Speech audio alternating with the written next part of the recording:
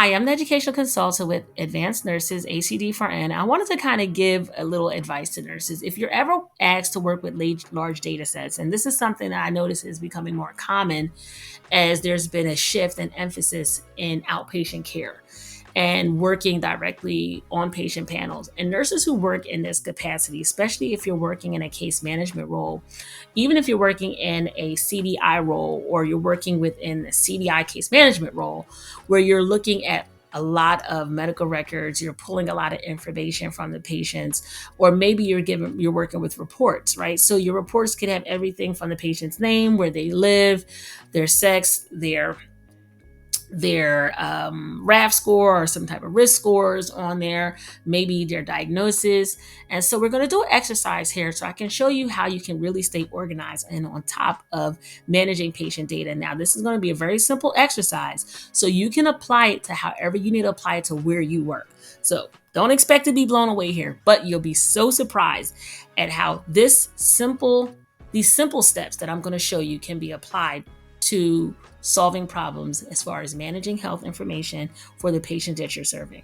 So I have a series of ones and twos in row 8, in column 8, column A. So column A has ones and twos, and I don't want you to focus too much on that, because the first thing that we're going to do is we're going to look at the information that's in this data set. So we have the patient's name, we have their sex, age, where they live, we have their BMI, if they have exercise plan, their Medicare, Medicaid eligibility status. We have some conditions here, their institutional status, BMI, exercise plan, and then we have heart failure, end-stage renal disease, COPD, depression, smoker, diabetic. So these are all factors that we're going to be looking at to kind of look if there's some commonality around across these patients. Again, this is a fictitious data set, so this fictitious patient information, these are not real patients, so just bear with me if you see anything here and you say, oh, this looks exactly identical to another patient. Okay, it's because it's made up information, right? So in column A, we have a series of ones and twos in column A. And so what I'm going to do is I'm going to go ahead to this filter button here, and I'm going to select filter.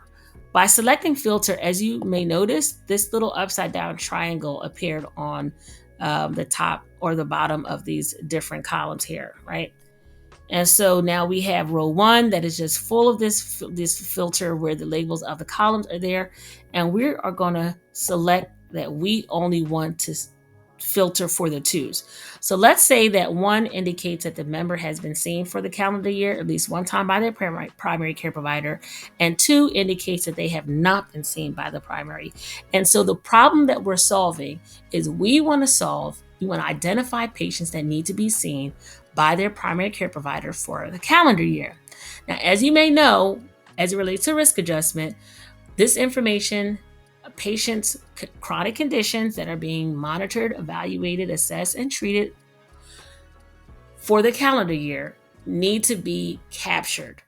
Now, we may use the information from the previous year to calculate their RAF score, but in this year, we're going to use this information to predict for the year to come, right? So we are going to, again, ones are for patients who have been seen for the calendar year, 2 are for patients who are due. So there's a lot of different ways that this information could be indicated here. For the purposes of this exercise, I had added this column A and I selected 1 and 2s. But again, whatever system you're using, that system may have a different way for you to indicate if a patient has been seen within that calendar year by a provider. Again, it could be based on date. So there could be a column that specifies the year of the last visit or the date of the full date of the last visit. There could be one that indicates that the patient is due. So maybe there is something in your system, EHR system, or whatever reporting system that indicates that this patient is due. So as long as that patient is within a 365 year, their visit is within that year, that starting January 1st to December 31st, within that time frame, then it will report, let's say, active. and maybe inactive if the patient has been seen outside of that time frame. Maybe it says due, and maybe up to date. So whatever indicators that's in the system, it is what it is. You don't know until you're actually looking at the system and you understand how the rows and columns are labeled, for whatever reports that's being generated from that system. But again, for this purpose, ones and twos mean, again, this is all fictitious information. Ones here for this purpose of this exercise indicates that they have been seen by their primary. Two indicates that they are due. So we are going to select for two. All right, so now we see column A only has twos in there. Okay. Let's say if we also want to find out those who are due for a visit, but they live in a community. So they don't live in an institution like a long-term care facility. So we are going to select for community. Okay, so these are individuals that live, for the most part, in the community, live at home. Now let's filter for those who are diabetic. So for diabetic, we have a yes or no.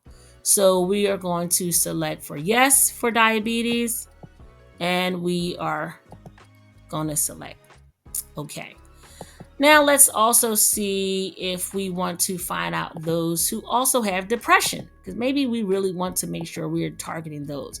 Those are ones are maybe higher at risk, right? Because of the depression, it increases the likelihood that the medical care is probably not being addressed. So now we are down to 3. So a few things that we can do here. We can highlight these rows here. All I did was select over the row and drag it down. When I dragged it down, it highlighted all 3. And we can label the color fill for this to be yellow. Okay. Now, when I remove this filter, I have it highlighted in yellow. I can maintain the same spreadsheet, but now I have it highlighted in yellow. It may be wise, especially if you plan to share this report, or if you have shared this report with someone so someone else can access the report. And that's very easy by just hitting select and share. If you select share, you can always indicate who you want to share it with. You know, you could always say, oh, I want to share it with this person or that person. I mean, it is up to you. So for this purpose, we're not sharing with anyone, but you can highlight it by creating, let's say, a form of legend or something here to indicate that yellow indicates that these are individuals with the factors that we talked about. They have depression, they're diabetic, they live in a community. And these are patients who all are twos because they're due a visit with their primary. So if you go back to, because anytime the filter button is not highlighted, that means that there's no filters here. So let's go back to add in filters. The cool thing about adding a filter is that when you add the filter, and you always want to make sure it highlights like that. As you can see, I pressed it the first time, it didn't highlight over the sheet, but you can see it's highlighted now. When you highlight it in yellow, that creates another factor to be filtered.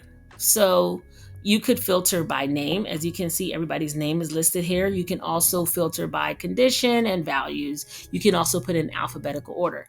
But because we did filter by color, we can go ahead and select fill color and select the yellow here. Now, say if I wanted to create a new report that is demonstrating that demonstrates that we have, let's say, 15, 20 patients, maybe 30 patients, maybe just these 3 that are due for visits. I now want to create a new sheet to track that. I'm going to select add sheet, double click over the word sheet, and I'm going to say due visit. These are patients that are due a visit. As you can see at the bottom here, due visit, all I had to do is double click. I have a new sheet. If I go back here, notice that these rows aren't highlighted. I'm going to highlight them now, because what I'm going to do is I'm going to take this information, and all I did is drag down across the rows here, the top of the row, and I'm just going to now select copy right? I could also do Control C. Go to the due visit sheet, drag down. You always have to make sure that you're dragging down the same amount that you copied. So if you drag down 3 rows, you drag down 3 rows on a new sheet. And so now I have a new sheet here. Now I have a new sheet that's highlighting this information. So if I go back here, I can remove the filters, right? And I could make sure that I have everything.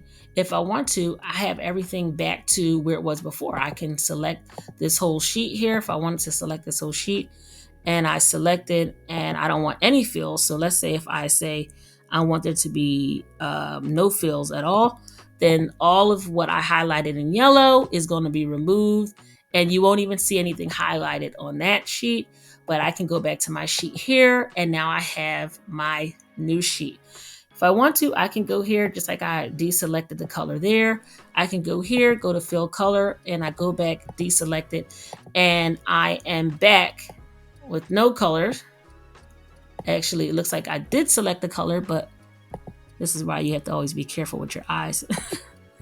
All right, so now I deselected the color. There is no color here, and we are back to having this list, and now this list is for the due visits. So that's a simple exercise, but if you think about it, it helps you to stay organized, especially if you have tasks, if you have many different responsibilities within your role, which has become more common for a lot of nurses nowadays. There's a lot more blending of roles. A lot of it is because the advancements of technology has really allowed us to have access to information more readily.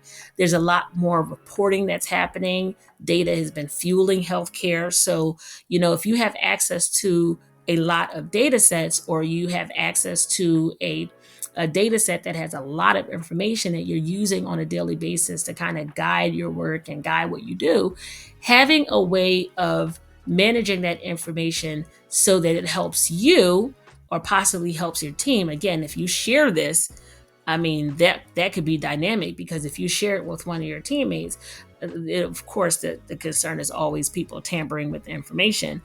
But you also have a way of sharing that information across other teammates, or if you're reporting up to someone who needs to kind of have this information as kind of like foundational information for them to work off of, and you're passing this report off to someone else, this is a great way to approach that. Again, staying organized, having access to all the information that you need. As you can see, we're back here with the same rows. I think I had lost my colors here for my columns. You see, I can easily put those back. You can identify them however you want to. That is always a great way to keep your columns like labeled out like that. If you want to have lines in your column to rows, you can do that like across your header. I also sometimes even like doing this. I'll go ahead and put a little shade inside of it so it kind of stands out as a header for the columns. And again, this allows you to be more dynamic in your role. So we want to hear from you. Schedule a free consultation or send us an email at advancednurses@acd4n.com, or visit our websites www.advancednurses.info or www.acd4n.com.